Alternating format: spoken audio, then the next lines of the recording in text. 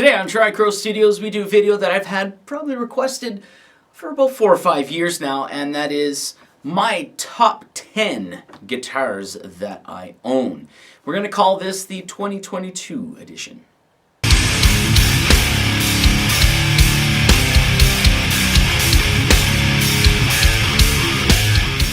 As a quick side note here, I own 55 guitars, so it's quite hard to actually whittle down everything.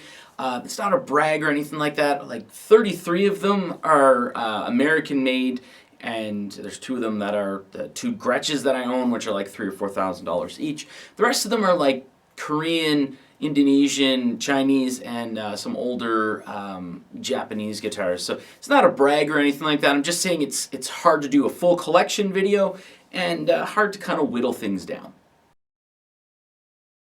Alright, so starting out with number 10, we have my Gibson SG Standard 61. So this is the hand-wired version with hand-wired electronics and the orange drop capacitors. Also has the 61R and 61T with a slim tapered neck.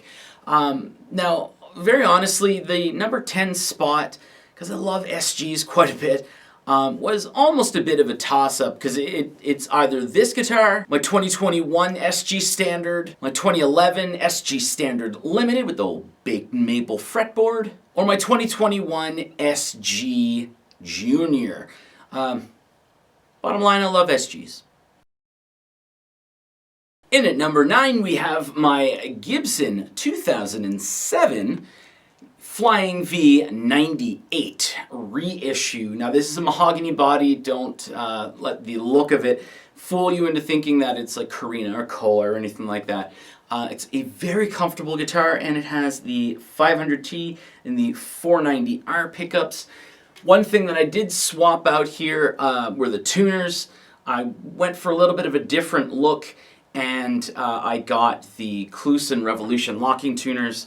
This guitar is a little hard to come by nowadays, especially if you own it and you're looking for a replacement pickguard, because part of it has cracked. Coming in at number 8, we have my Fender, it's hard to say, 75th anniversary commemorative Stratocaster. This is the 3rd ever American Stratocaster that I had bought, and it was about 2 or 3 weeks after I bought number 5 on the list here. It's an extremely comfortable guitar, a bit of a lighter weight on it because it does have the ash body compared to the alder body on the American Professional 2 series, which is basically what that's modeled after. But man, is this a comfortable guitar to play. It has the whole locking tuners in it. The cutaway just as it does on the American Professional 2s, and it has the Custom Shop Fat 60s pickups, not to be confused with the Fat 50s pickups that I have in my American Standard 60th anniversary. And of course, topping things off with the whole collector's series kind of a deal, you got the back plate here is engraved with 75th anniversary, and you know what, if you've got kids, you can tell them that there's an Ingo on here, so I call it Golden Monies. So it's a little medallion that's actually embedded in the back of the headstock, the 75th anniversary logo on it. At number 7, we have my 2000 Gibson ES 335 Dot. Now, these days, this would actually be called the ES 335 Figured because, man, it has a beautiful flame top on it. It's got the classic 57 and 57 plus pickups. It has a real ABR1, so it's actually drilled right into the body, a slim taper neck, and this is the first ever hollow body, or semi-hollow body it actually is, that doesn't feel plucky to me. I've owned a few in the past, and I've played quite a few in the past. But most of those were like Korean or Indonesian, to be very honest. And yeah, this right here completely changed my life and gave me confidence to actually go in and purchase full-size hollow body guitars. Coming in at number 6, we have my 2018 Gibson Les Paul Classic with P90s. So this is a little bit of a different version of the Classic. Basically, it's non-weight relieved. So it's a little heavier than the slightly less heavy 9-hole weight relief on the current version of the Classic. I've done a few updates here, so I swapped out 2 gold hardware. I put the tuners that were actually on my Flying V on this here to give it a gold look. I do have the gold pole pieces for the P90s, which absolutely sing and have a nice creamy tone in the neck. But I haven't installed them because I'm scared it might lose a bit of its mojo out of my mistakes, potential mistakes, I guess you would say. This is an absolutely phenomenal player, and if I made this list last year, it would be number 3. In at number 5, we have my daughter's favorite guitar that I own, which is my Fender American Standard 40th Anniversary Stratocaster. It's in Caribbean mist, so sparkly light green, which I'm partially colorblind, so this could look silver to you because my eyes are messed up and color correction and myself don't work very well. That's why things look a little weird. But this was the second ever American Stratocaster that I'd purchased. I had a Mexican Stratocaster years and years, probably about 15 or 16 years ago, if not longer. And I just could not get along with it. A lot of the Mexican Fenders, around the neck connection here, the neck pocket, the finish cracks a little bit. But I don't know, I think it was the bridge, to be very honest, and the finish on the back of the neck. And I just couldn't bond with it. But this guitar here, I bought on a whim. I figured, you know what, I'm not bonding with the first American Standard Strat that I bought. I'm going to force myself, see if I can force myself with this one here. And I don't know if maybe it was just the rosewood neck, or the rosewood fingerboard, sorry. But I instantly bonded with it, and that's why I actually bought the 75th Anniversary Commemorative Stratocaster. Cool things about this here. We got the little button badge thing for the 40th anniversary. And of course we have the neck plate, which is engraved with Fender Stratocaster, 40 years and still rocking. And in at number 4, we got a little bit of red sparkle going on here with the Gretsch G6120SH, which stands for Setzer Hot Rod. So the Brian Setzer Hot Rod hollow body guitar. This was the second ever hollow body guitar, this is Japanese made by the way, that I bonded with. And boy oh boy did I bond with this guitar, the first of which being the ES335, even though it's semi-hollow. But I could not get enough of this guitar once I got it. It's got the V plate or V type Gretsch Bigsby on it, which is phenomenal. There was an upgraded True Tone bridge that was placed in here. It also has Spurzle locking tuners, which is one of the only things that I actually don't like about this guitar. There's not enough ratio in the tuning, I find.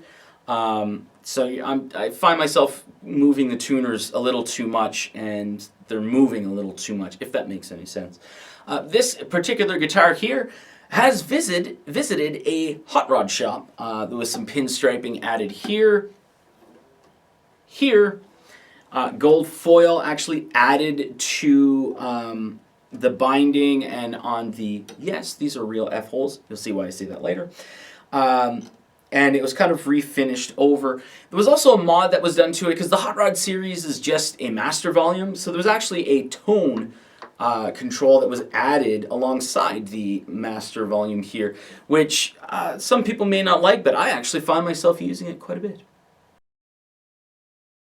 And in at number 3, we have a guitar that is missing a high E string. I believe a 6-year-old girl is to blame. And that would be my 1999 Gibson Les Paul Deluxe 30th Anniversary Edition. So it's got the little limited edition badging on the back of the headstock. This particular guitar here warms my heart. If we were doing this last year, this would be my number 2 guitar on the list. It has the medium C neck on it, which feels like home to my hand.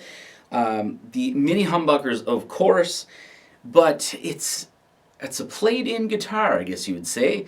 So it's showing its age in the greatest way possible.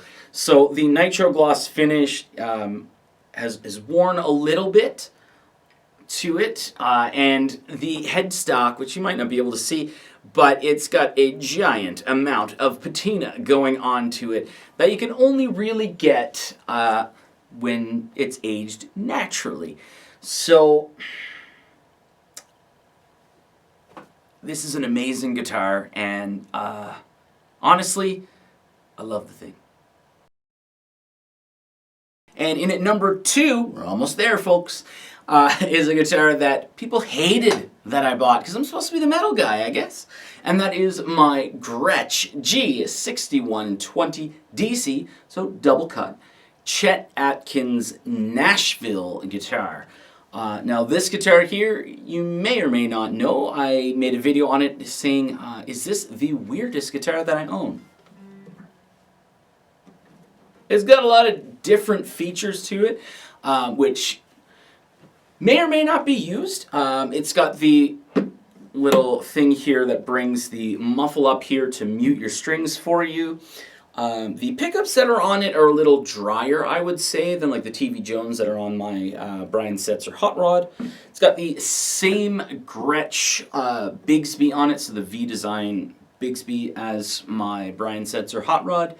And the biggest thing that I find with this guitar is the tone switch. So it does not have a master tone or a single tone for each pickup, like potentiometer wise. So it has a switch. So when it's in the middle position, it's like your tone's all the way up. If you flick it into the down position, that's going to be your tone rolled to like 7 or 8, I would say. And if it's in the up position, it's around 3 or 4. I thought that it would be a little weird having a guitar set up that way, but those are sweet spots. And I find myself rarely ever using the neck pickup unless it's either in the up or the down position. And if I bought another Gretsch, which I would like to, it would probably be a Brian Setzer Nashville because it does have that tone switch on it. Okay, and the number 1 guitar that I own, shouldn't be any question, my Gibson Les Paul Custom Showcase Edition.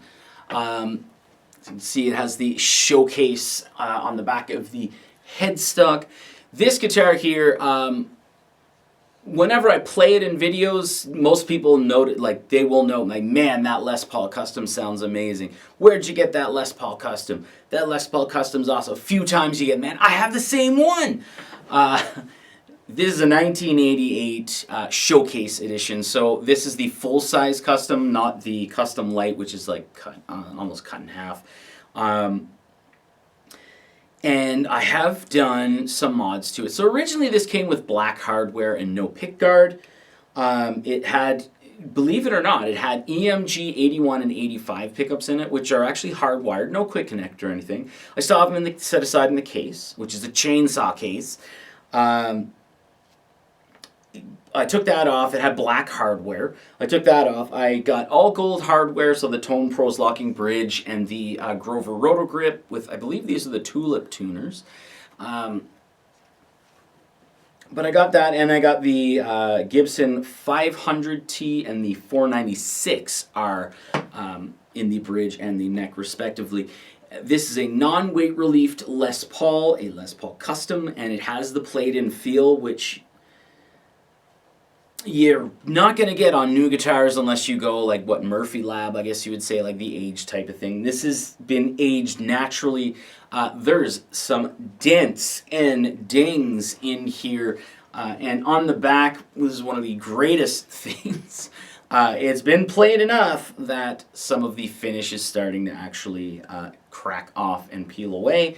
And on the back of the headstock and kind of going down on the neck a little bit, same thing as the Deluxe. You got a little bit of a patina, some of the finish is wearing off. And all of that stuff, you're basically only going to get with age. So, you know, if you're a collector, you may not want a guitar like this, but if you're a real player and someone who loves guitars that have a little bit of a story to them, it's nothing but character. And oddly enough, people don't really pay for sentimental value, but they will pay for character. This guitar is not for sale. Definitely not for sale. But yes, 100% this is my favorite guitar that I own. Alright, so there you go. That is the top 10 list that I have. I think this is my first top 10 list that I've ever done. I could be wrong. Maybe there's something else. Maybe it was a little long-winded. I'm not sure. I have to do all the sound samples and the editing and everything. But I do want to say, if you're actually making it to the end of the video here, maybe you use the little chapters down below.